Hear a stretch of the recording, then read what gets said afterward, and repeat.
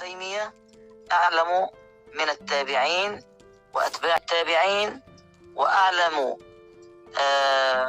من أبي حنيفة ومن الشافعي، وأعلم من الإمام مالك، وأعلم من الإمام أحمد بن حنبل رحمهم الله تعالى. هو أعلم بكثير، لا يقاس علمه بعلمهم، أعلم بكثير، يعني لا يستوون، حتى أنه أعلم من بعض الصحابة. ابن تيمية رحمه الله تعالى أعلم من بعض الصحابة. Assalamualaikum warahmatullahi wabarakatuh. Sahabat-sahabat sekalian, bunyi video tadi yang diucapkan oleh salah satu Syekh Wahabi itu intinya mengatakan bahwa Syekh Ibnu Taimiyah, panutan Wahabi, itu lebih alim daripada ulama salaf, lebih alim daripada Imam Hanafi, Imam Syafi'i, Imam Maliki, dan Imam Hambali. Bahkan Syekh Ibnu Taimiyah itu lebih alim dari sebagian sahabat Rasulullah Sallallahu Alaihi Wasallam. Tentu pernyataan ini aneh sekali. Kenapa? Karena Wahabi itu mengaku sebagai salafi, pengikut ulama salaf, manhaj salaf, tapi di sini malah hulu, malah lebih menonjolkan, malah lebih mengikuti Syekh Ibnu Taimiyah yang bukan ulama salaf.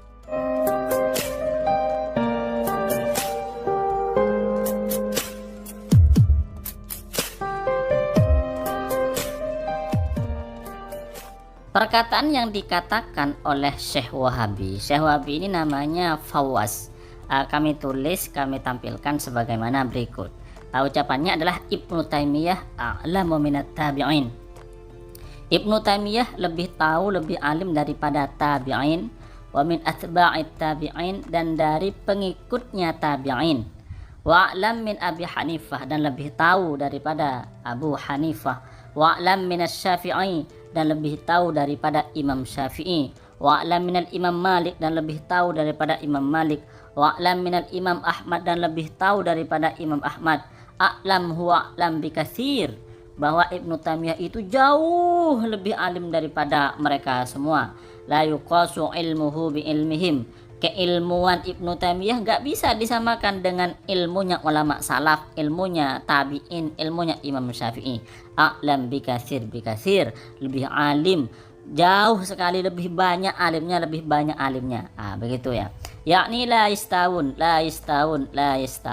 bahwa Ibnu Taimiyah itu sama sekali tidak sama dengan ulama salaf, tidak sama dengan tabi'in. Hatta annahu a'lam, sehingga annahu, bahwa sungguhnya Ibnu Taimiyah a'lam, lebih tahu min ba'dis sahabah, dari sebagian sahabat. Ibnu Taimiyah a'lam min ba'dis sahabah, Ibnu Taimiyah lebih tahu dari sebagian sahabat.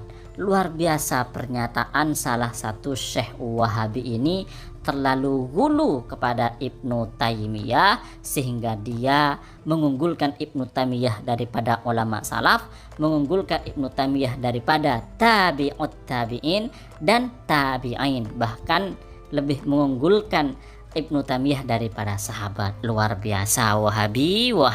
Dan tentu Syekh Ibnu Taimiyah ini juga menjadi rujukan dari ustadz-ustadz Wahabi di Indonesia yang mengaku bermanhaj salaf, yang mengaku sebagai pengikut salafi, pengikut ulama salaf, tetapi sebenarnya membebek kepada Syekh Ibnu Taimiyah. Coba kita lihat kajian-kajian mereka, maka yang mereka sebut adalah Syekh Ibnu Taimiyah. Padahal Ibnu Taimiyah itu dari dulu, dari masanya memang Ibnu Taimiyah itu adalah ulama yang kontroversi, ulama yang nyeleneh, ulama yang menyalahi mayoritas ulama, bahkan dia menyalahi ulama salaf, bahkan dia menyalahi ijma ulama, kesepakatan ulama. Bahkan dikatakan di dalam kitab Al-Ajwibah Al-Mardiyah oleh Al-Hafidh Waliyuddin Al-Iraqi, Syekh Ibnu Taimiyah ini menyalahi sekitar 60 masalah ijma ulama, kesepakatan ulama. Jika ada seorang ulama yang berpendapat, kemudian pendapatnya ini menyalahi ijma ulama, kesepakatan ulama, maka pendapat ulama ini pendapat yang tidak boleh diikuti. Kenapa? Karena menyalahi ijma ulama. Ijma ulama itu oleh Nabi dilegalkan, diesahkan. Kenapa? Karena kata Nabi, umatku ini tidak akan sepakat kepada kesesatan. Berarti kesepakatan ulama ini sudah mendapat jaminan dari Nabi bahwa ijma ulama itu adalah yang benar. Pendapat yang menyalahi ijma ulama adalah pendapat yang salah. Di antara pendapat Ibnu Taimiyah yang nyeleneh adalah bahwa Ibnu Taimiyah itu mengatakan alam atau selain Allah itu qadim. Qadim ini berarti ada sejak dulu, bukan hadis, bukan baru, tetapi ada sejak dulu. Lalu Ibnu Taimiyah ini mengatakan bahwa pendapat ini adalah pendapat kebanyakan ahli hadis. Nah, ini tentu adalah kedustaan, kebohongan. Kenapa? Karena pendapat dari mayoritas ulama, pendapat yang sahih bahwa selain Allah itu hadis, selain Allah itu baru, selain Allah itu diciptakan oleh Allah.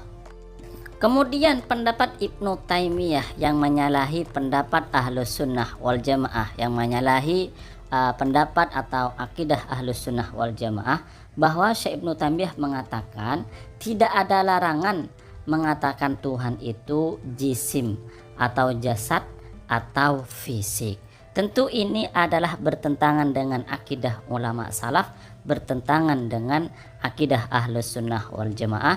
Kenapa? Karena akidah Ahlus Sunnah wal Jamaah, akidah ulama salaf itu mensucikan Allah dari jisim.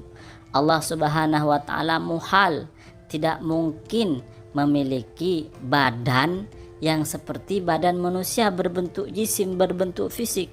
Itu mustahil dan muhal.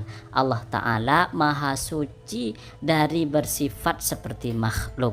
Allah Ta'ala maha suci dari bersifat jisim.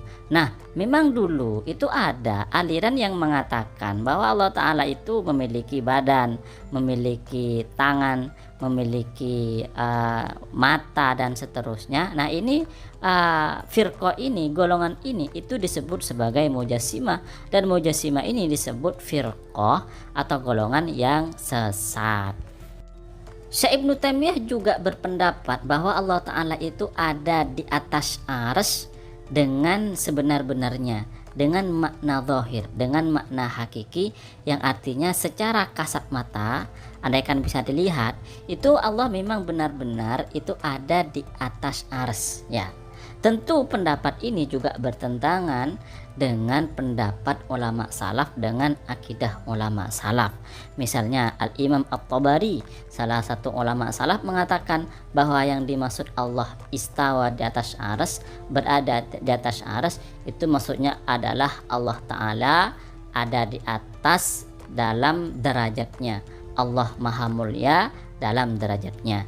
Atau misalnya kita baca akidah Al-Imam At-Tahawi. Al-Imam At-Tahawi mengatakan bahwa Allah Subhanahu wa taala itu tidak diliputi oleh tempat, tidak diliputi oleh waktu. Artinya apa? Artinya Allah Ta'ala itu tidak menempat, tidak berada di sebuah tempat. Dikisahkan bahwa Syekh Ibnu Taimiyah ini kemudian bertaubat dari akidah-akidah sesatnya, sebagaimana ditulis oleh Al-Imam Al-Hafidh Ibnu Hajar Al-Asqalani dalam kitab Ad-Durar Al-Kaminah. Di dalam kitab tersebut dijelaskan bahwa Syekh Ibnu Taimiyah itu mengaku sebagai pengikut Asy'ariyah, pengikut Asy'ariyah. Kemudian dalam kitab tersebut juga dijelaskan bahwa Syekh Ibnu Taimiyah mengatakan bahwa Al-Quran itu adalah sebuah makna yang berada di dzatnya Allah.